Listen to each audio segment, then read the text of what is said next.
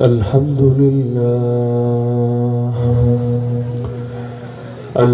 لله وحده وكفى وسلام على عباده الذين اصطفى أما بعد فأعوذ بالله من الشيطان الرجيم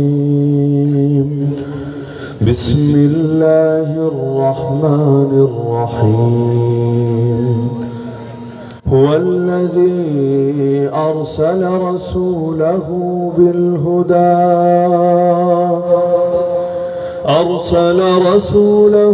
بالهدى ودين الحق ليظهره على الدين كله وكفى بالله شهيدا. وقال النبي صلى الله تعالى عليه وسلم إن الله زوالي الأرض فرأيت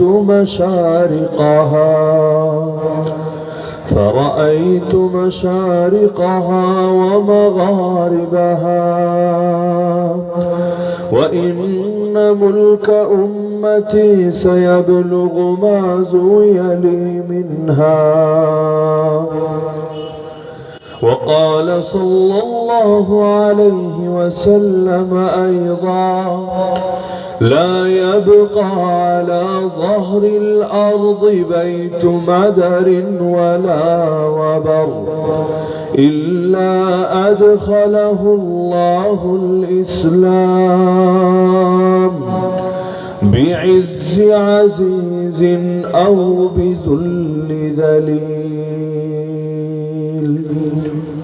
وقال أصحاب محمد رضي الله عنهم نحن الذين بايعوا محمدا على الجهاد ما بقينا أبدا. آمنت بالله صدق الله العلي العظيم وبلغنا رسوله النبي الكريم ونحن على ذلك لمن الشاهدين والشاكرين والعاقبة للمؤمنين والمتقين والمجاهدين والحمد لله رب العالمين. খাদিমুল কোরআন পরিষদ বড়লেখার পক্ষ থেকে আয়োজিত আজকের এই 20তম তাফসীরুল কোরআন মাহফিলের সম্মানিত সভাপতি মণ্ডলী, উপস্থিত আমার সাথে আজ ওয়াজিবুল ইহতিরাম হযরত উলামায়ে কেরাম, এলাকার গণ্যমান্য মুরব্বীগণ, স্থানীয় এবং দূরদূরান্ত থেকে আগত দিন দরদি কোরআন প্রেমী প্রিয় তাওহীদি জনতা এবং পর্দার আড়ালে থাকা মা ও বোনেরা, রব্বুল আলামিন কোরআন মাজিদের 3 জায়গায় একই ধরনের বাক্য বলে আল্লাহ রাসূলকে কেন প্রেরণ করা হয়েছে দুনিয়ার বুকে সেই উদ্দেশ্য ব্যক্ত করেছেন নিজেই। যার একটা আয়াত আছে সূরা তাওবায়, দ্বিতীয়টা আছে 26 নম্বর পারায় সূরা ফাতহে, সর্বশেষটা আছে 28 নম্বর পারায় সূরা সফের ভেতরে। আল্লাহ বলেন তিনি সেই সত্তা যিনি তার রাসূলকে প্রেরণ করেছেন হেদায়েত দিয়ে এবং দ্বীন হক দিয়ে। কেন? লিয়ুযহিরাহু আলা দ্বীনি কুল্লি, যাতে করে সেই রাসূল ইসলামকে বিজয়ী করেন বাকি সকল আদর্শের উপরে। দুনিয়ার ভেতরে আল্লাহর দ্বীন হবে জিন্দা, বাকি যত দ্বীন আছে সেটা ধর্মের নামে হোক, মতবাদের নামে হোক, নাম ছাড়া হোক, যত জাহেলিয়াত আছে সব হবে মুর্দা। আল্লাহর জমিনে আল্লাহর দ্বীন হবে জিন্দা। এজন্যই আল্লাহ প্রেরণ করেছেন তার রাসূলকে। রাসূলুল্লাহ সাল্লাল্লাহু আলাইহি ওয়াসাল্লাম যেদিন থেকে দাওয়াত দিতে শুরু করেছেন, সেই মক্কার জামানায়ও প্রাথমিকভাবে ইলমিভাবে জ্ঞানগতভাবে ইসলামকে বিজয়ী করেছেন, সমুন্নত করেছেন। কাফেররা মারতে তো পেরেছে, রক্ত তো ঝরাতে পেরেছে, তাকে বন্দিত করে রাখতে পেরেছে, কিন্তু তার কোন দলিলকে, কোন প্রমাণকে চ্যালেঞ্জ করতে পারে নাই, ভুল প্রমাণ করতে পারে নাই। এমনকি রব্বুল আলামিন যে চ্যালেঞ্জগুলো দিয়েছেন এগুলো গ্রহণ করার সাহসও দেখাতে পারে নাই। যেমন ওদের দাবি ছিল এই কোরআন আল্লাহ রাসূল নিজে বানিয়েছেন, আবার কখনো বলতো ইন্নামা ইউআল্লিমুহু বাশার, তাকে এসে কোনো মানুষ শিখিয়ে দিয়ে যায়, এগুলো মানুষের বানোয়াট। আল্লাহ কোরআনে চ্যালেঞ্জ দিলেন, তোদের কাছে যদি মনে হয় মানুষের বানোয়াট, তোরাও তো মানুষ, তোদের মধ্যে কত বড় বড় কবি আছে, সাহিত্যিক আছে, এক কাজ কর, ফাতু বিআশরি সুওয়ারিন মিন মিসলিহি মুফতারায়াত, কোরআনের মতো বানোয়াট 10টা সূরা নিয়ে আয় দেখি।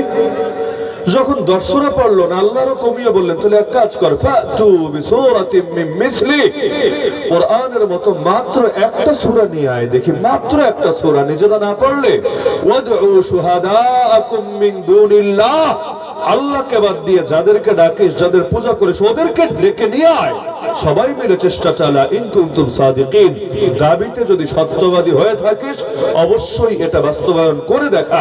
ফাইল্লাম তাফআলু ওয়া লাম তাফআলু, আর যদি না পারিস আর কোনোদিন পারবিও না, ফাত্তাকুন নার, তাহলে জাহান্নামকে ভয় কর, ওই জাহান্নাম আল্লাতী ওয়াকুদুহা, যে জাহান্নামের লাকড়ি হবে, যে জাহান্নামের ইন্ধন হবে, আন-নাসু ওয়াল হিজারা, মানুষ এবং পাথর, উইদ্দাত লিল কাফিরিন, যা প্রস্তুতি করা হয়েছে কাফেরদের জন্য। তো আল্লাহ রাসূল ইলমি ভাবে প্রথম দিন থেকে ইসলামকে বিজয়ী রেখেছেন, এবং আল্লাহ রাসূলের ওয়ারিসরাও কিয়ামত পর্যন্ত এই কাজটা অবিরল ভাবে করেই যাবেন।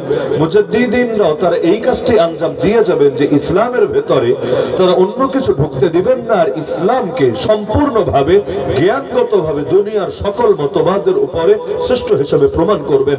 আজও পর্যন্ত কিয়ামত পর্যন্ত হার জামানায় যখন ইসলাম ফিল্ডে বিজয়ী থাকে অথবা থাকে না, যখন খেলাফত প্রতিষ্ঠিত থাকে অথবা থাকে না, উভয় হালতে ইসলামকে ইলম দিয়ে, দলিল দিয়ে, প্রমাণ দিয়ে, জ্ঞান দিয়ে, তত্ত্ব দিয়ে কেউ কখনো হারাতে পারে না। আজও পর্যন্ত কত রাজনৈতিক মতবাদ আছে, বাংলাদেশেও কত মতবাদ চলে, কত অর্থনৈতিক মতবাদ আছে, বিচার আচারের কত আইন কানুন আছে, কত নীতিমালা, কত সভ্যতা, কত সংস্কৃতি, কিন্তু পারলে পৃথিবীর কেউ প্রমাণ করে দেখা ইসলামের চাইতে উত্তম কোন রাজনৈতিক থিওরি হতে পারে, ইসলামের চাইতে উত্তম অর্থনৈতিক কোন দর্শন হতে পারে। প্রতিটা জিনিস উদাহরণ দিয়ে দিয়ে বুঝিয়ে দেখ যে ইসলামের মধ্যে কি দুর্বলতা আর তাদের আদর্শের মধ্যে কি সবলতা, পারলে প্রমাণ করুক। তারা গায়ের জোরে দমিয়ে রাখতে পারে। ইসলাম কায়েমের কথা বললেও জঙ্গি মামলা দিয়ে জেলে ঢুকাতে পারে, ইসলাম কায়েমের কথা বললেও দলকে নিষিদ্ধ করে ছাড়তে পারে, ইসলাম কায়েমের কথা বললেও তারা বিভিন্ন ভাবে চাপ সৃষ্টি করতে পারে, ইসলাম কায়েমের কথা বললে তারা আয়না ঘরে নিতে পারে, জেলে ভরতে পারে, গুম করতে পারে, খুন করতে পারে, সব করতে পারে, কিন্তু আজও পর্যন্ত কেউ পারে না ইসলামকে দলিল প্রমাণ দিয়ে, ভুল তো দূরের কথা, দুর্বল প্রমাণ করতে। ওদের যত আইন, যত থিওরি, যত আদর্শ, যত মতবাদ, এই সবগুলোকে যদি এক পাল্লে ওঠানো হয়, সবগুলো মিলেও ইসলামের সঙ্গে কোনো তুলনার মধ্যে আসতে পারে না। তো যার কারণে যাদের কাছে ইসলামের মতো মহান দৌলত, মহান নেয়ামত আছে, তাদের অন্যের কাছ থেকে আদর্শ ভিক্ষা করে চলা লাগে না। কারণ যে ইসলাম এতটা পরিপূর্ণ, কিভাবে দাঁত পরিষ্কার করবেন তাও শেখালো, কিভাবে স্ত্রীর সাথে মিলিত হবেন তাও শেখালো, কিভাবে হাঁটবেন, বসবেন, খাবেন, ঘুমাবেন, কথা বলবেন, হাসবেন, কাঁদবেন, সব শেখালো। সে ইসলাম আপনাকে বড় বড় বিষয় শেখাবে না, রাষ্ট্র পরিচালনার মূলনীতি শেখাবে না, বিচার আচার কিভাবে করতে হবে তা শেখাবে না, সভ্যতা শেখাবে না, সংস্কৃতি শেখাবে না, রাষ্ট্রনীতি, পররাষ্ট্রনীতি শেখাবে না। ভাবলেনটা কিভাবে? ছোট জিনিস যে শেখায় বড়টা সে শেখাবে না, কোন দুঃখে। আর যদি নাই শেখায়, আল্লাহ যে ইসলামকে পরিপূর্ণ দাবি করলেন, আজও পর্যন্ত এই আয়াতকে ভুল প্রমাণ কেউ করতে পারলো না, কোন দুঃখে। আল্লাহ তো বলে দিয়েছেন দিন পরিপূর্ণ, আল ইয়াউমা আকমালতু লাকুম দীনাকুম। আল্লাহ তাআলা সূরা মাইদা 3 নম্বর আয়াতে জানিয়েছেন, আজ তোমাদের জন্য তোমাদের দিনকে পরিপূর্ণ করে দিলাম। নবী বলেন, মা মিন শাইইন ইউকাররিবুকুম মিনাল জান্নাতি ওয়া ইউবাইদুকুম আনিন নার ইল্লা কাদ বুয়িনা লাকুম। এমন একটা জিনিসও নাই যা তোমাদের জান্নাতের নিকটে পৌঁছাবে এবং জাহান্নাম থেকে দূরে রাখবে, তো তা তোমাদেরকে খুলে খুলে বয়ান করে দেওয়া হয় নাই। কই একজনও তো বলল না না এই আয়াতে হাদিসগুলোর মধ্যে কোন একটা সাইড বাকি আছে। তো ইসলাম জ্ঞানগতভাবে হামেশা বিজয়ী, এবং যতদিন পর্যন্ত জমিনের বুকে ইলম থাকবে, ইলমের চর্চা থাকবে, ইসলাম বিজয়ী থাকবেই থাকবে।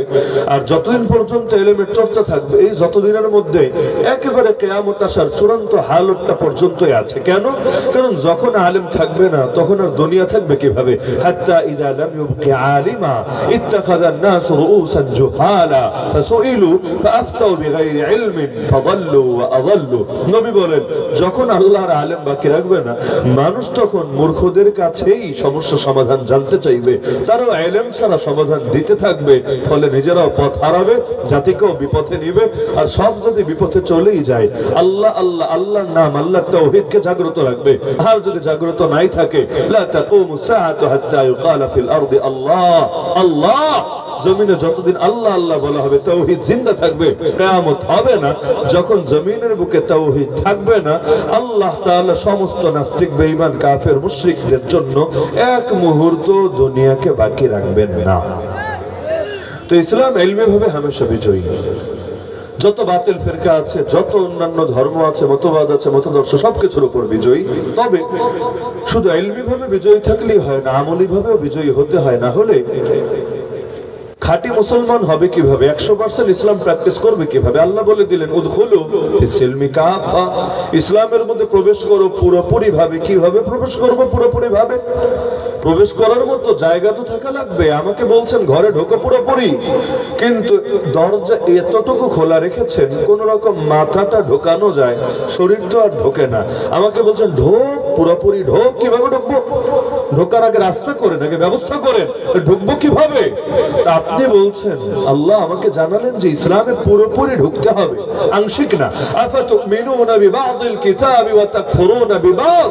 বান্দা, তোরা কি কোরআনের কিছু অংশ মানিস আর কিছু অংশ অস্বীকার করিস? ফামা জাযাউ মান ইয়াফআলু যালিকা মিনকুম, তোদের মধ্যে যারাই এই কাজটা করবে, এদের সাজা দুইটা।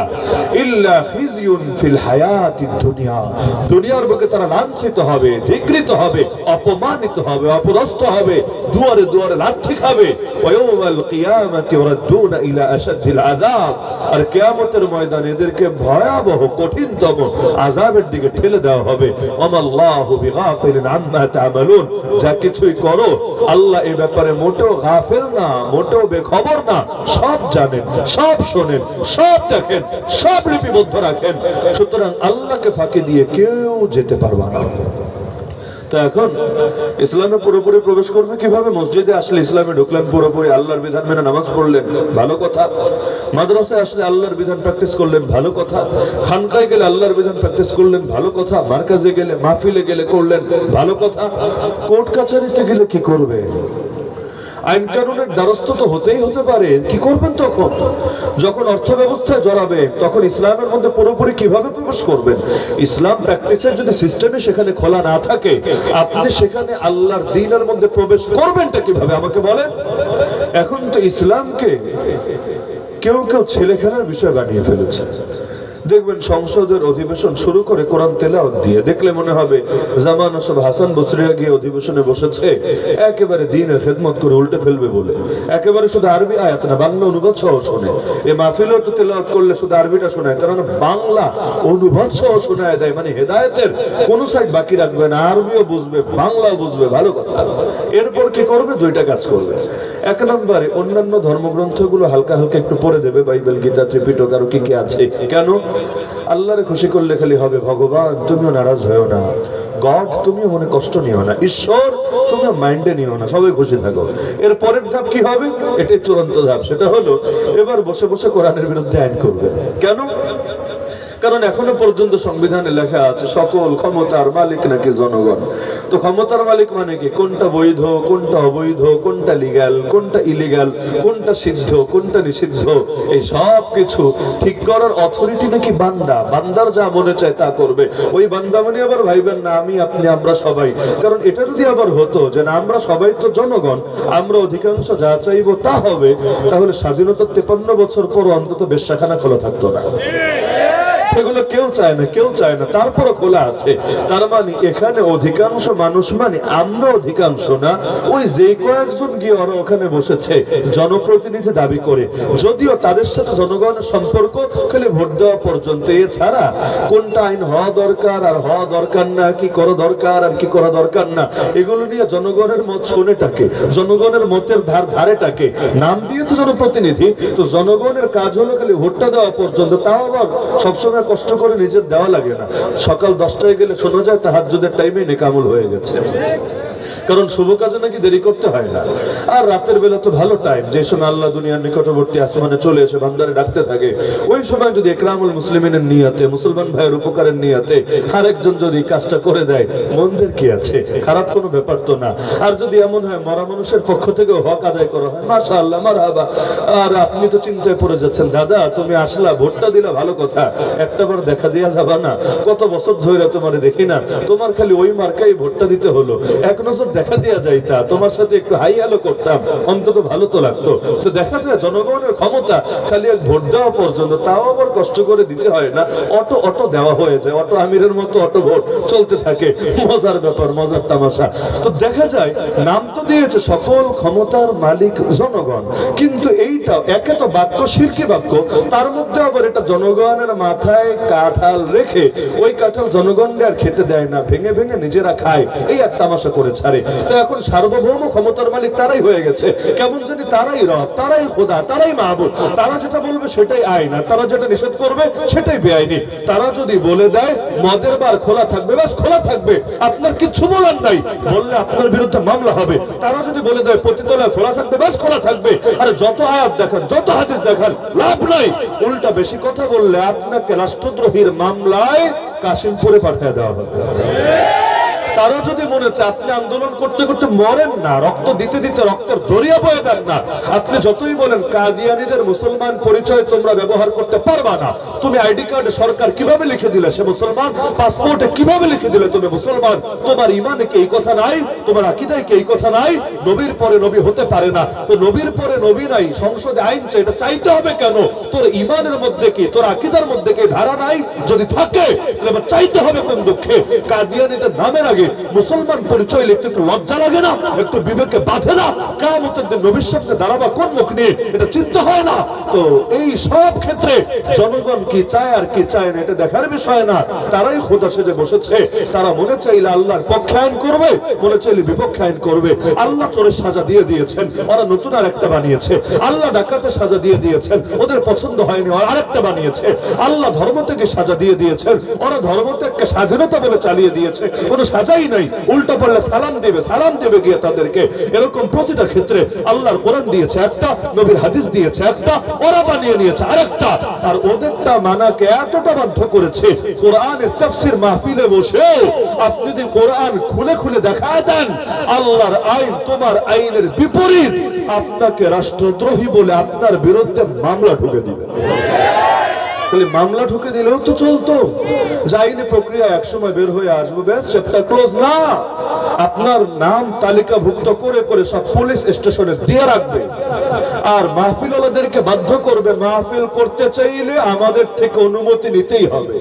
অনুমতি নেওয়া ভালো ব্যাপার হতো যদি সেই অনুমতি নেওয়ার দ্বারা জাস্ট তারা নিরাপত্তাটা নিশ্চিত করতে, কারণ আইন শৃঙ্খলা বাহিনীর কাজই আইন নিশ্চিত করা, শৃঙ্খলা নিশ্চিত করা, যাতে কোনো ধরনের ঝামেলা না হয়, চুরি ডাকাতি কত রকম সমস্যা হতে পারে না হয়। কিন্তু না, এই কাজ করবে না তারা, এটা তাদের টাইম নাই। কিন্তু তারা দেখবে কোন কোন হুজুরের নাম আছে, তালিকা দেন, তালিকা কোন কোন হুজুরের নাম আছে। এরপর গোপন একটা তালিকা, যেটা সর্বশেষ আমরা কারাগারে যাওয়া পর্যন্ত 29 ছিল, 29 জনের নাম, যে 29-এর মধ্যে বাংলাদেশে টপ বক্তা আছে কয়জন? 29-এর মধ্যে নাইটাকে আপনি তালিকাটা একবার বের করে দেখেন। যারাই হকের কথা বলে সহজ ভাষায়, যারা ওদের চাটে না, চাটাচাটি বুঝেন তো, যারা ওদেরকে চাটে না, ওদের দালালি করে না, কার নাম নাই সেই তালিকার ভেতরে? যদি দেখতো যে এটা আছে, বলতো হয়তো তাকে বাদ দেন, না হলে মাহফিল বাদ দেন। যদি হুজুরে আনতে চান মাহফিল হতে দেব না, যদি মাহফিল করতে চান হুজুরকে আনতে পারবেন না। তাও যদি মাহফিলরা চাইতো না, তাহলে এক কাজ করি, এলাকার নেতা টেতা বিভিন্ন জনকে ধরে তাহলে আমরা একটা মাহফিলের ব্যবস্থা করি। এমনকি এইটার পেছনে একটা ষড়যন্ত্র আছে। এই যে কোরআনের মাহফিলের মধ্যে যাকে তাকে সভাপতি বানানোর যে ট্রেন্ড চালু হয়ে গিয়েছিল, বিশেষ করে যে নেতা হবে তার চরিত্র যতই খারাপ হোক, এলাকার মধ্যে তার ইমেজ যতই নষ্ট হোক, তবুও তাকে কোরআনের মাহফিল বক্তার পাশে বড় চেয়ারটা দিতে হবে। কেন? কারণ সিস্টেমে বানিয়েছে, এটা না হলে আপনাকে থানা থেকে পারমিশনই দিবে না। ওই পারমিশন নিতে চাইলে নেতার মধ্যস্থতায় নিতে হবে, আর নেতার মধ্যস্থতায় নিতে চাইলে হুজুরের চাইতে নেতারে বড় বানায় দিতে হবে। এরপর হুজুর যদি এমন কোনো কথা বলে যেটা নেতার কলিজে আঘাত করেছে, প্রকাশ্যে কাউন্টার দিয়ে বসবে।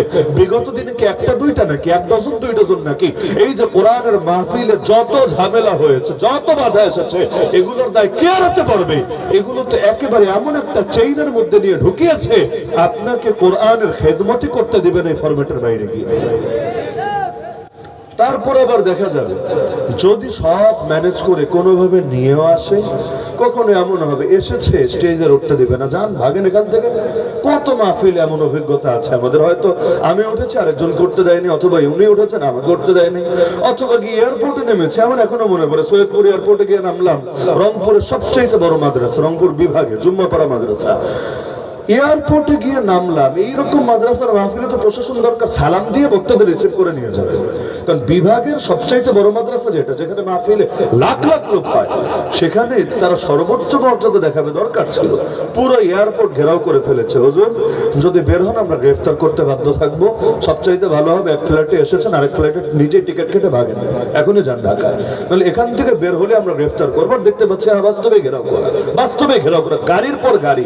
মনে হচ্ছে যেন কোনো টপ টেরর চলে এসেছে, কোন একেবারে মোস্ট ওয়ান্টেড জঙ্গি সন্ত্রাসী টেরোরিস্ট এসেছে, যে তাকে এখন তুলে নিতে হবে, না হলে ওদের সব বরবাদ হয়ে যাবে। বাস চলে আসলাম ঢাকা, তো অবাক হয়ে গেলাম, আরে এত ভয় পাচ্ছে একজন সাধারণ মানুষকে, খালি হাতের মানুষকে। ওই ইন্ডিয়া দেখেন না, ওই যশোরে আমাদের মাদ্রাসার কিছু ছিল, মঞ্চ নাটক করলো, যেমন খুশি তেমন সাজে অনুষ্ঠান করলো, ককশিটের বন্দুক দিয়ে, প্লাস্টিকও না, ওই খেলনার যেগুলো পাওয়া যায় এগুলো না, ককশিট দিয়া, টাকা পয়সা মনে করেছে অযথা খরচের কি দরকার, নিজেরাই ফোন টোন দিয়া ককশিট দিয়া বানিয়ে নিয়েছে। বাহ, এইটা দেখে ইন্ডিয়ার একেবারে লাইন ডাইরেক্ট হয়ে গেছে। ককশিটের বন্দুক দেখে যদি এরকম ভেতরে ভয় ধরে, আসলটা যদি কোনোদিন দেখে, অবস্থা যে কি হবে আল্লাহ ভালো জানে।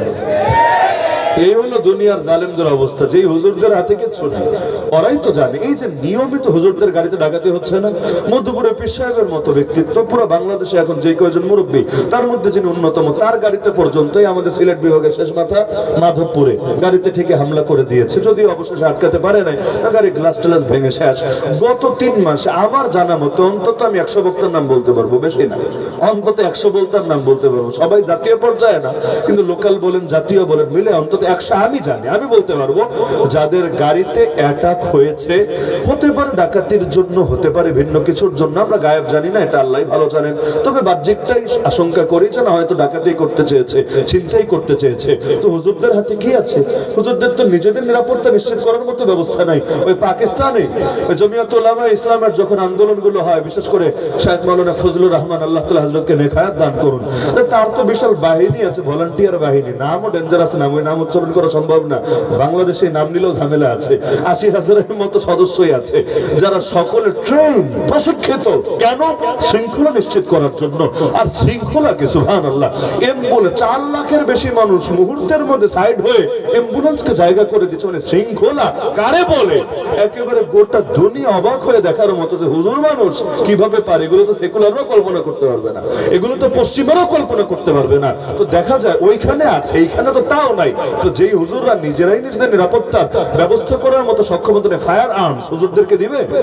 আগ্নেয়াস্ত্র যেটা ওই চেয়ারম্যানদেরও দিয়ে রাখে কোন হুজুর, একেবারে সবচেয়ে বড় মুরব্বী যেন আল্লামা আহমদ শফি রহমতুল্লাহ আলাইহি, কায়েদুল্লাহ তাআলা ভাবনগর রহমতুল্লাহ আলাইহি, দিবে না? দিবে না কেন?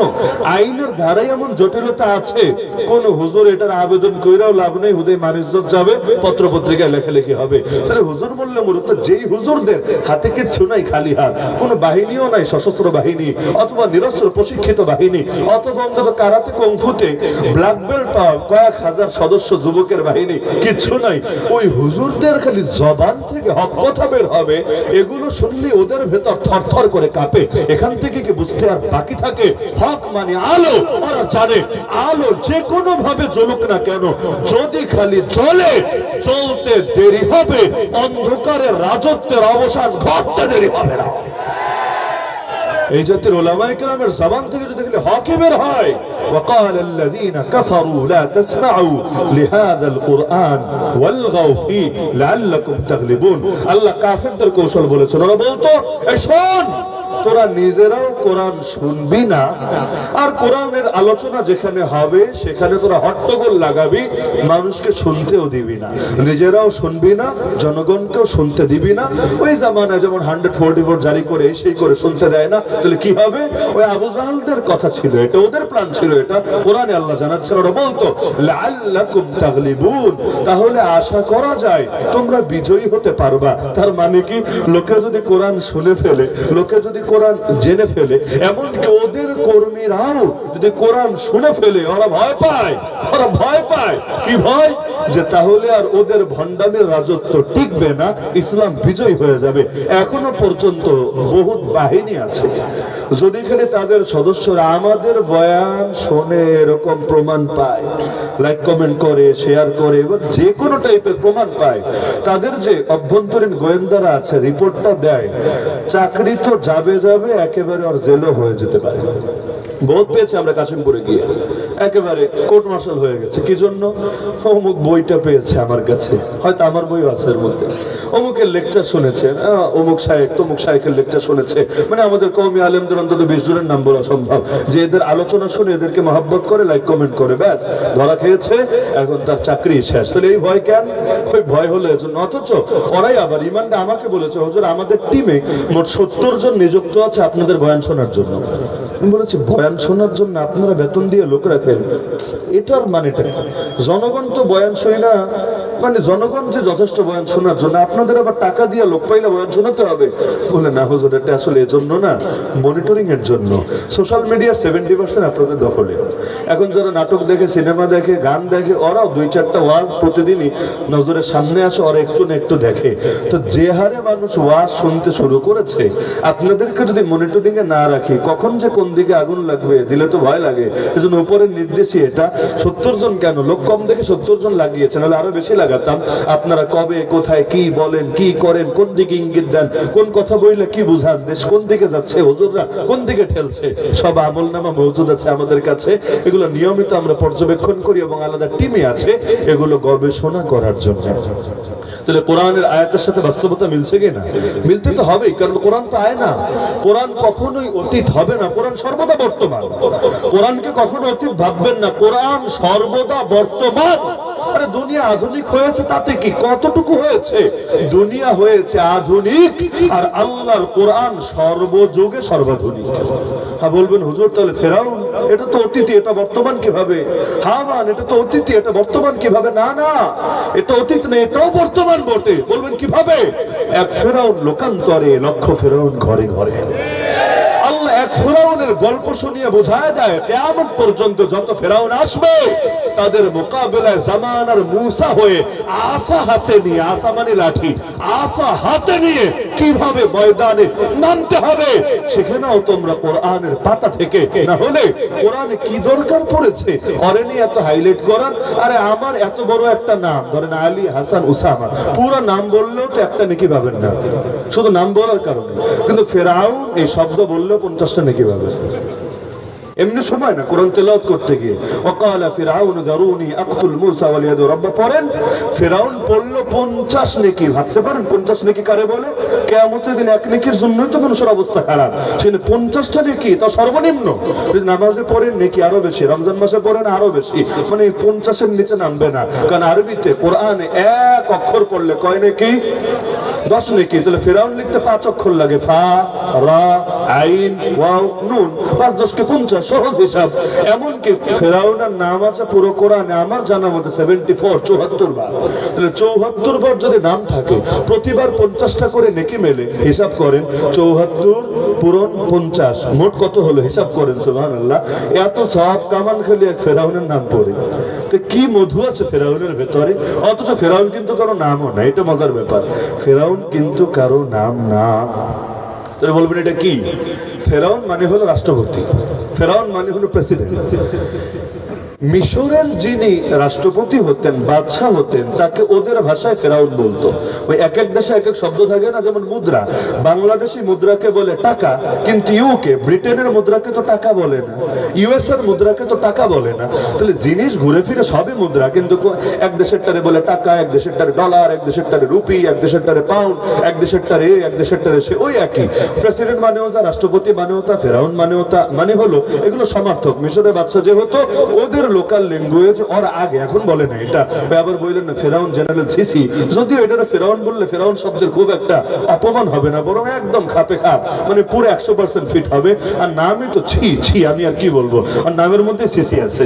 এবং আমার দিল বলে যেভাবে বাশার আল আসাদ দৌড়ানি খেয়ে ভেগেছে, আমাদের দেশেরটা নাই বললাম, এটা কেউ কেউ কষ্ট পেতে পারেন, যেভাবে বাশার আল আসাদ দৌড়ানি খেয়ে ভেগেছে, আল্লাহ যদি চায় মিশরেরটাও শীঘ্রই দৌড়ানি খাবেন ইনশাআল্লাহ।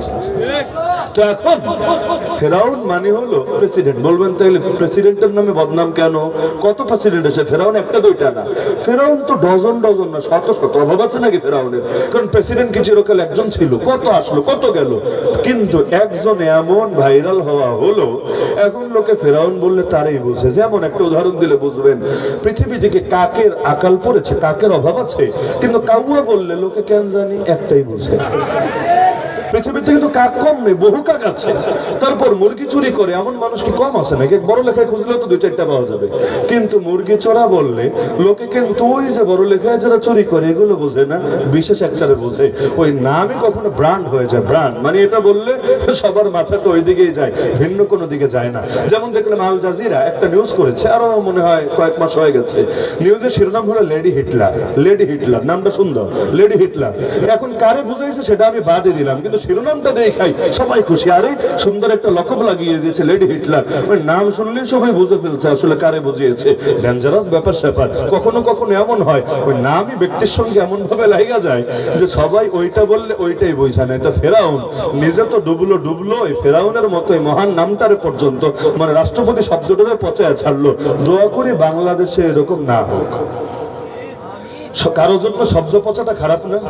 আরে খারাপ নাকি? খারাপ না। যেমন রাসূলের সাহাবীরা নিজেদের বাচ্চাদের নাম খুব কমই মোহাম্মদ রাখতেন। কেন? নবীজিকে কম মহব্বত করতেন না, না, নবীজিকে মহব্বত জানের চাইতে বেশি করতেন। তাহলে দরকার ছিল প্রায় ঘরে ঘরে মোহাম্মদ। আব্দুল্লাহ কত দেখেন, সাহাবীদের বাচ্চাদের মধ্যে কাদের নাম আব্দুল্লাহ, তালিকা করলে আপনার বই লাগবে, একটা বই, যে কি পরিমাণ আব্দুল্লাহ ছিল ঘরে ঘরে। তাহলে আব্দুল্লাহ তো থাকলে মোহাম্মদ থাকবে না কেন? মোহাম্মদ নাম নিয়ে তাদের অপছন্দনীয়তা নাই, তাহলে নাম রাখলো না কেন? এক সাহাবী তিনি দেখলেন তার বাচ্চা দুষ্টুমি করছে, তিনি বকা দিতে চাইলেন, পরক্ষণেই বললেন, আচ্ছা এদিকে আয়, তোরে যদি আমি তোর নাম ধরে এখন একটা বকা দেই, একটা মন্দ কিছু বলি, তাহলে নামটা তো নবীর নাম হয়ে যাচ্ছে, বকাটা যদিও নবীকে মেন করছি না, কিন্তু নামের মিল থাকার কারণে কেমন যেন নবীর সঙ্গে সাদৃশ্য হচ্ছে। শোন, আমি আর জীবনেও তোকে এই নাম ধরে ডাকবো না। যে নিজের নামের লাজ রক্ষা করতে পারে না তাকে সেই নাম ধরে ডাকার অর্থ হয় না, বাকি জীবন আর তার বাচ্চার ওই নাম ধরে ডাকে না। সির্ফ এই কারণে নামের লাজ যাতে ঠিক থাকে। যেমন সৌদি আরবের ক্রাউন প্রিন্স বিন সালমান, আগের শব্দটা আমি নাই বলি, তার নামও তো এই নামই, নাম কিন্তু এটাই, কিন্তু আমি বলতে পারি না, আমি তাকে এই নামে ডাকতে পারি না, আমার বিবেকে বাধে, বিবেকে বাধে। কারণ এইরকম লোক পশ্চিমা বিশ্ব যারা MBS নামে যে ভিশন 2030 নিয়ে নেমে পুরো সৌদি আরবটাকে একখণ্ড, ইউরোপ না শুধু একখণ্ড শিরকের ভূমিতে পরিণত করার চেষ্টায় নেমেছে, পরে নবীর নাম ধরে ডাকে কিভাবে? বিবেক তো বাধা দেয় এইরকম লোকের এত সুন্দর একটা নাম ধরে ডাকতে। যেমন মক্কার মুশরিকরা নবীরে মোহাম্মদ বলে ডেকে অনেক সময় গালি দিতে পারতো না, কারণ ওরা তো আরবি ভাষাভাষী, ওরা তো মোহাম্মদ শব্দের অর্থ বোঝে।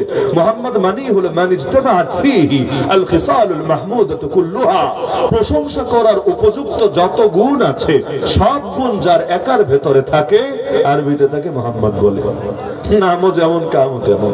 তার পূর্বে কারণ নাম মোহাম্মদ রাখা হয় না, এবং রাখলে সেটা বাস্তবসম্মত হতো না। এমন একজনের নাম রাখা হলো মোহাম্মদ। আল্লাহ রসুলের দাদার মাথায় আল্লাহ এমন কিছু ঢেলে দিলেন, এটা পুরাই মিলেছে, জাহেরি ভাবেও বাতেনি ভাবেও। এমন কোন গুণ নাই যেই গুণ প্রশংসাযোগ্য গুণ, যেই গুণ উত্তম গুণ, তো সেই গুণ আমার নবীজির মধ্যে পূর্ণ মাত্রায় নাই। আগারু আলাইহি লিন-নুবুওয়াতি খাতামু মিনাল্লাহি মাশহুদুন ইয়ালুহু ওয়া ইউশহাদু وضم الإله اسم النبي إلى اسمه إذا قال في الخمس المؤذن أشهد وشق له من اسمه ليجله فذو العرش محمود وهذا محمد نبي أتانا بعد يأس وفترة من الرسل والأوثان في الأرض تعبد فأمسى سراجا مستنيرا وهاديا يلوه كما لاها الصقيل المهند يا خير من دفنت بالقاع أعظمه فطاب من طيبهن القاع والأكم نفس الفداء لقبر أنت ساكنه فيه العفاف وفيه الجود والكرم سبحان الله কি কথাগুলো বলে গিয়েছিলেন সাইয়্যিদুনা হাসান বিন সাবিত রাদিয়াল্লাহু তাআলা আন। কোন তুলনা চলে নাকি আমার রাসূলের সাথে? যেন গালি দিতে গেলেও ওরা নাম পাল্টে মুজাম্মাম বলতো, মুজাম্মাম। কারণ মোহাম্মদ মানে প্রশংসিত। এখন যদি পরের শব্দ খারাপ বলে বাক্য মিলে না। প্রথম শব্দে সুনাম, পরের শব্দে দুর্নাম, লোকে বলবে মাথায় স্ক্রু ঢিলা আছে। কারণ একই বাক্যে প্রথম শব্দ দিয়ে সুনাম করলো, পরের শব্দ দুর্নাম করলো। আর এটা আবার কেমন কথা? আগেরটা সত্য না পরেরটা সত্য? যে কোনো একটা সত্য হবে, একটা মিথ্যা হবে। দুই বিপরীত জিনিস সত্য হয় কিভাবে? ইস্তেমা উদ্দিদাইনি মুহাল।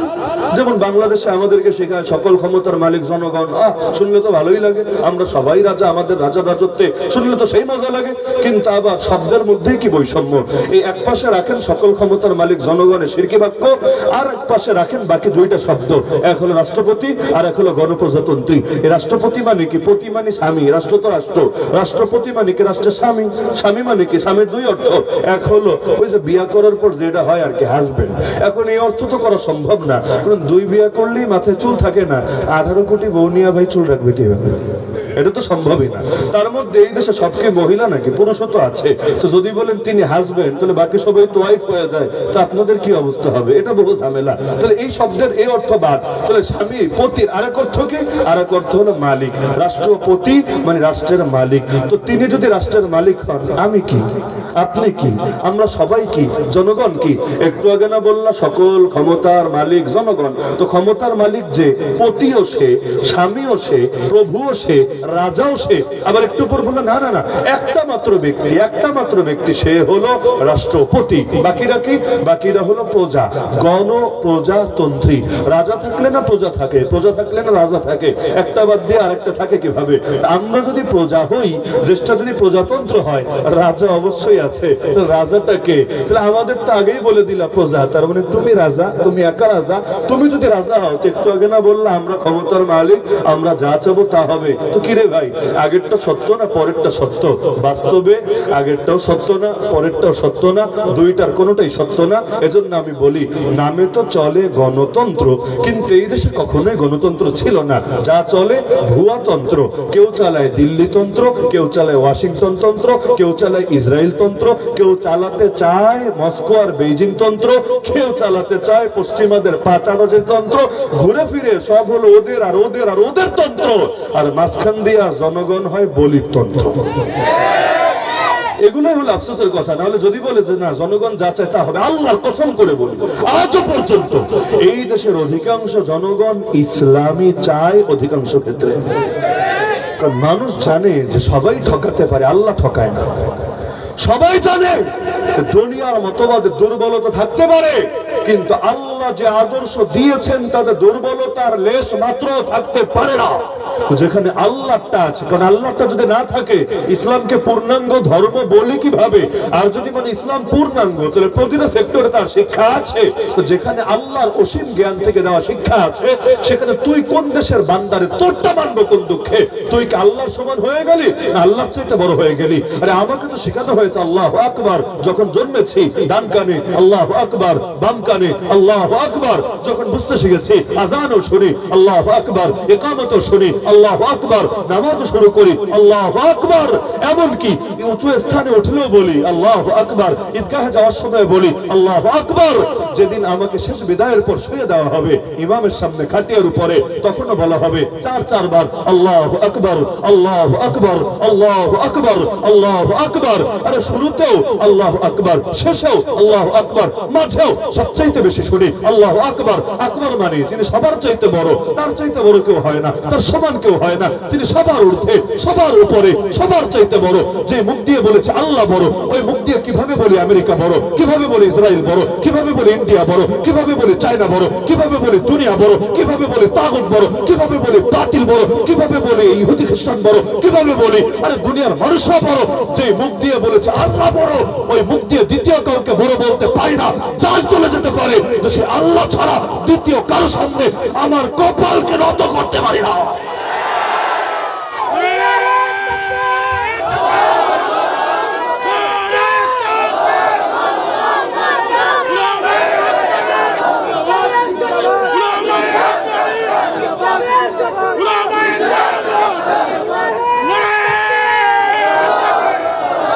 আল্লাহ রাসূলের জন্য ইসলামকে বিজয়ী করেছেন, প্রতিটা সেক্টরে বিজয়ী করেছেন।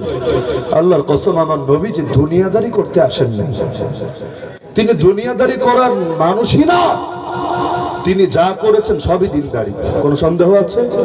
তিনি যা করেছেন সবই দিন, তিনি দুনিয়াদারি করতে আসেন নাই।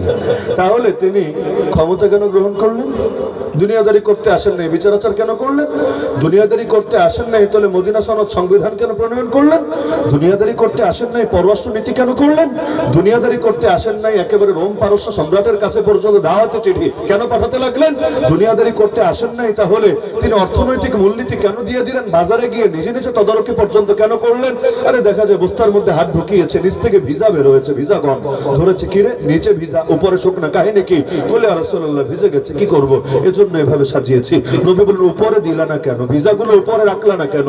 উপরে শুকনা নিচে ভিজা কেন? শোনো, মান গাশানা ফালাইসা মিন্না, যে ধোঁকা দিবে আমাদেরকে আমার উম্মতি না। তাহলে এগুলো করলেন কেন? এগুলো দুনিয়াদারির জন্য করেন নাই। এগুলো দিন, এগুলো দিন, এগুলোর উপরে দিনের ভিত্তি, এটা বোঝানোর জন্যই করেছেন। 100% নামাজ কায়েম কিভাবে করবেন? ওয়াজ করে জিন্দেগিতে হবে না, দাওয়াত দিয়ে জিন্দেগিতে হবে না, তাবলীগ করে জিন্দেগিতে হবে না, খানকা খুলে জিন্দেগিতে হবে না, শুধু মাদ্রাসা বানিয়ে জিন্দেগিতে হবে না। আল্লাযীনা ইম্মাক্কান্নাহুম ফিল আরদ আকামুস সালাহ, আমার বান্দাদেরকে যদি জমিনে শাসন ক্ষমতা দেয়, এক নম্বর কাজ তারা নামাজ কায়েম করে। কেন? কিছু কাটে ধারে, কিছু কাটে ভারে। সবাই যদি দোয়ার দ্বারা আর ওয়াজের দ্বারাই পরিবর্তন হয়ে যেত, বদর লাগতো না, হুদ লাগতো না, খন্দক লাগতো না, হুনাইন লাগতো না। আমার নবীকে গিয়ে জিহাদের ময়দানে ক্ষুধার জ্বালায় পেটে পাথর বাঁধতে হতো না, নবীজির দাঁত মোবারক শহীদ করতে হতো না, হাত থেকে আঙ্গুল থেকে রক্ত ঝরাতে হতো না, নিজের আপন চাচার বুক চিরে কলিজা বের করে চিবিয়ে খাওয়া হয়েছে, এই মর্মান্তিক দৃশ্য দেখতে হতো না। দোয়াও লাগে, দাওয়াও লাগে, দুটোই লাগে। দুটো যখন থাকে, এজন্য নবী বলেছে বাচ্চার বয়স 10 হলে নামাজ না পড়লে পিটাবা। আর 10 বছরের বাচ্চারা পিটাবে কেন? ওর উপরে তো নামাজ ফরজই হয় নাই, ও তো বালিগই হয় নাই, পিটাবো কেন? হ্যাঁ, বালিগ হওয়ার আগ থেকেই পিটাবা, যাতে করে যেদিন বালিগ হয় এক ওয়াক্ত নামাজ ও কাজা না হয়, কল্পনাও যাতে ওর ভেতরে না আসে। তো 10 বছরের বাচ্চারই যদি ফ্যামিলির শাসক, যে ফ্যামিলির অভিভাবক, যে তাকে পিটানোর আদেশ নবী দিয়ে থাকেন, যদি উম্মত আমল করে না, শাসন করে, বহু ক্ষেত্রে করে, নামাজের জন্য, ফজরের নামাজের জন্য শাসন কোন বাপে করে, কোন দাদায় করে, কয়জনে করে? অধিকাংশই তো করে না। তাহলে এই যে দেখা যাচ্ছে ফ্যামিলির শাসক, আরে পিঠে হলো ফ্যামিলিতে নামাজ কায়েম রাখবা, ওয়ামুর আহলাকা বিসসালাতি ওয়াসতাবির আলাইহা। হে নবী, নিজের ফ্যামিলিকে নামাজের আদেশ দাও, নিজের নামাজের উপর জমে যাও। আগে ফ্যামিলি পরে নিজে, আগে ফ্যামিলি পরে নিজে। কেন? কারণ এটাকে এই পরিমাণ গুরুত্ব দিয়েছেন আল্লাহ, আরে অভিভাবক বানিয়েছেন যিনি, অভিভাবকত্ব নিয়ে প্রশ্ন তুলবেন তিনি। তা আপনি যেমন ফ্যামিলির অভিভাবক, যিনি সরকার প্রধান, তিনি গোটা দেশের অভিভাবক, সকল জনগণের অভিভাবক। তাকে নামাজের কায়েমের জন্য যা দরকার সব করতে হবে। ওয়াজের ব্যবস্থা, দাওয়াতের ব্যবস্থা, আত্মশুদ্ধির ব্যবস্থা, পাশাপাশি কঠিন আইনি ব্যবস্থা। যারা ইচ্ছাকৃত নিয়মিত বেনামাজি হবে তাদের বিরুদ্ধে আইন প্রয়োগ করতে হবে। আর নবীর আইন দেখো না, নবী বলে আমার দিল চায় বেলালকে বলি, বেলাল তুমি ইকামত দাও। এরপর আমার দিলে আমার ইচ্ছা হয় যে আমি মদিনার ঘরগুলোতে একটা চক্কর মারবো। যেই ঘরে এমন পুরুষ দেখবো যারা প্রাপ্তবয়স্ক, কোনো ওজর নাই, তাও জামাতে আসে নাই, আমার দিল চায় লাকড়ি দিয়ে ওদের ঘরে আগুন জ্বালায় ঘর পুরা ছাই করে দিল। বাহ্যিক ভাবে মনে হতে পারে করা করে, কিন্তু না, সবকিছু মুখের কথা দিয়ে হয় না, কিছু জিনিস শাসন করে করায় নিতে হয়, কিন্তু এক সময় ফায়দা হয়। আমাদের উস্তাদরা ছোটবেলায় মেরেছে, যখন মেরেছে ভালো যে লেগেছে এমন না, কারো ভালো লাগে না মায়ের খেলে, কিছু না কিছু মনে কষ্ট লাগতেই পারে, মানুষ তো, নেচার তো, স্বাভাবিক তো। কিন্তু এখন তো স্মরণ আসলেও দোয়া বের হবে দিল থেকে, যে কারণ সেই মায়ের গুলো যে রহমত ছিল, যেটা সাধ্যের মধ্যে ছিল, রাগ মেটানোর জন্য না, যেটা আদবের লাঠি ছিল, নিঃসন্দেহে রহমত ছিল, যে বরকতে আল্লাহ তাআলা বহু ক্ষেত্রে পতন থেকে, পদস্খলন থেকে হেফাজত করেছে। বাবা মা যখন ধমক দিত কার ভালো লাগতো? প্রত্যেকেরই তো অপমান বোধ হতো, স্বাভাবিক। আল্লাহ প্রত্যেকের ভেতর এমন কিছু দিয়েছেন, ইমাম গাজালি লেখেন, আল্লাহ যে তার আনা থেকে আমাদেরকে সৃষ্টি করেছেন, প্রত্যেকের ভেতরে এমন একটা কিবির আছে ন্যাচারাল ভাবে, আনা রাব্বুকুমুল আলা। ওই যে ফেরাউন বলেছিল নিজের ব্যাপারে, প্রত্যেকের নফসের ভিতরে এই টাইপের একটা চেতনা লুকায় আছে। এজন্য জন্মগত ভাবেই মানুষ অহংকারী। আর যারা মেহনত মুজাহাদা করে নফসকে দমাতে পারে তারা হয় বিনয়ী। এসেছো তুমি অহংকার নিয়ে ন্যাচারাল ভাবে, দুনিয়া থেকে যাবা তুমি বিনয়ী হয়ে, এটাই বান্দা তোমার পরীক্ষা। যে পারবে জান্নাতি হবে, আর যে আনানিয়াতে আমি আক্রান্ত হবে সে ধ্বংস হবে। যাই হোক, আবার অন্য বহস হবে, জটিল আলোচনা হবে, তাসাউফের প্যাচ দরকার নেই। কিন্তু যে প্রসঙ্গে আমি বলছিলাম যে নামাজ কায়েমের জন্য সিয়াসত, আরে রাজনীতি উপলক্ষ, নামাজ কায়েম মূল লক্ষ্য, একটা সিঁড়ি, একটা গন্তব্য। রাজনীতি গন্তব্য না, ক্ষমতা মূল গন্তব্য না। কি হবে ক্ষমতা দিয়ে? ক্ষমতার দ্বারা আল্লাহর দ্বীনের উপকার না হয়, এজন্য আল্লাহ বুঝিয়ে দিলেন রাজনীতি মূল না, এটা হলো শাখা, এটা উপলক্ষ। মূল হলো নামাজ কায়েম করা। এমন আবার না যে নামাজ বাদ দিয়া রাজনীতি করা, নামাজ বাদ দিয়া, যেমন হয়েছে এই মাত্র 2-3 দিন আগে কোন এক এলাকা, আমার এলাকার নামটা স্মরণ নেই, একটা দল, বাংলাদেশে এখন সবচেয়ে বড় দল, একটা অনুষ্ঠান করেছে মসজিদের আঙ্গিনায়, পাশে বিশাল মাঠ আছে না, ওখানে করে নেই, মসজিদের মাঠটাই করেছে। কেন? কারণ লোক তো কম, এখন ওই বিশাল মাঠে করলে দেখতে খারাপ দেখা যাবে, মসজিদেরটা দখল করে। আচ্ছা করো, ভালো কথা, করো, কোনো সমস্যা নাই। মুয়াজ্জিনকে মাইকে আজান পর্যন্ত দিতে দেয়নি। তুমি আজান দিলে আমাদের বিরক্তি হবে। এখন আমরা অনুষ্ঠান চালাচ্ছি, বাধ্য হয়ে মুয়াজ্জিন এক কোনায় গিয়ে আস্তে করে এমনি আজান দিয়েছে, টাইম মতো জামাতও পড়তে দেয় নাই, কারণ তার অনুষ্ঠান শেষ করতে হবে। অথচ নারী পুরুষ মিলেমিশে একাকার হয়ে আছে, তারা যেভাবে অনুষ্ঠান করে আর কি। নাউযুবিল্লাহি মিন যালিক। কি হবে তোমার এই রাজনীতি দিয়ে? কিয়ামতের দিন নিজেই নিজের হাত কামড়াবা, আফসোস করে বলবা, হায় যদি এই পথ না ধরতাম, হায় নবীর দেখানো পথ ধরতাম, নবীর দেখানো পথই চলতাম।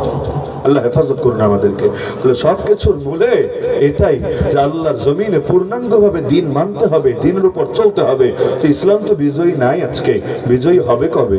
350 বছরের বেশি হয়ে গেল এই অঞ্চলে, আর দুনিয়া জুড়ে দেখলে 100 বছর পার হলো। আর কত? অন্ধকার চিরকাল থাকবে। আলো জ্বালালে অন্ধকার এমনি পালাবে, কিন্তু আলো না জ্বালালে অন্ধকারকে ডেকে আনতে হবে না, আপনি আপনি চলে আসবে। সুতরাং আসেন না, সবাই আলোর সৈনিক হয়ে যায়, বেশি কিছু লাগে না রে ভাই। আল্লাহ নবী কয়জন নিয়ে ইসলাম কায়েম করেছেন? কয়জন? পৃথিবীতে প্রথম ইসলাম কায়েম হয়েছে কোথায়? বড় লেখায় না, মদিনায়। কোথায়? মদিনায়। কয়জনকে নিয়ে? আপনাদের এক বড় লেখা শুধু শহরে যত মানুষ আছে আর 20 ভাগের 1 ভাগও না, তার চাইতে কম মানুষকে নিয়ে। কয়জন ছিল মুসলমান? 13 বছর দাওয়াত দিলেন, 1000টা লোক কালেমা পড়েন। এখানে আছেন কয় হাজার? 13 বছর দাওয়াত দিয়েছেন, মক্কায় 1000 জন কালেমা পড়ে নাই। আর মদিনায়ও যা ইসলাম গ্রহণ করেছেন, সব মিলালেও সংখ্যাটা খুব সামান্য। কিন্তু তাদেরকে নিয়ে ইসলাম বিজয় করে ফেলেছেন। বলতে পারেন খালি মাঠে না, না বড় মাঠে। ইহুদিদের 3-3টা গোত্র ছিল মদিনায়, 3-3টা গোত্র। পুরো বাংলাদেশে ইহুদি কয়টা আছে? ইসলামের সবচাইতে বড় দুশমন ইহুদি পুরো বাংলাদেশে কয়টা আছে? কিন্তু ইহুদিদের 3-3টা গোত্র ছিল, বনু নাজির, বনু কুরাইজা, বনু কায়নুকা। ওরা যে চেয়েছিল যে ইসলাম জিন্দা হোক না, এটা কোনো পাগলও বিশ্বাস করবে না। এমনকি মুনাফিক কারা? মুনাফিকদের ম্যাক্সিমাম তো ইহুদি ব্যাকগ্রাউন্ডের, বাস্তবে ইহুদি ছিল, ধোঁকা দেওয়ার জন্য মুসলমানের বেশ ধারণ করেছিল। তাহলে এই যে এত কঠিন ধাপ অতিক্রম করে ইসলামকে বিজয় করলেন অল্প মানুষ নিয়ে, কি বুঝলেন? কোয়ান্টিটি বিষয় না, সংখ্যা বিষয় না, কোয়ালিটি বিষয়, কোয়ালিটি। আরে কাজের লোক খুব বেশি লাগে না, আর আকাশের লোক দিয়ে দুনিয়াটা বইরা গেলেও কোনো কাম হয় না। ঘোড়ার কাজ ঘোড়াই পারে, হাজার রাম ছাগল মিলেও ঘোড়ার কাজ করে দিতে পারে না। ফখরে বাঙাল আল্লামা তাজুল ইসলাম রহমাতুল্লাহ আলাইহি গিয়েছিলেন একবার মিডল ইস্টে এক দিনই সেমিনারে।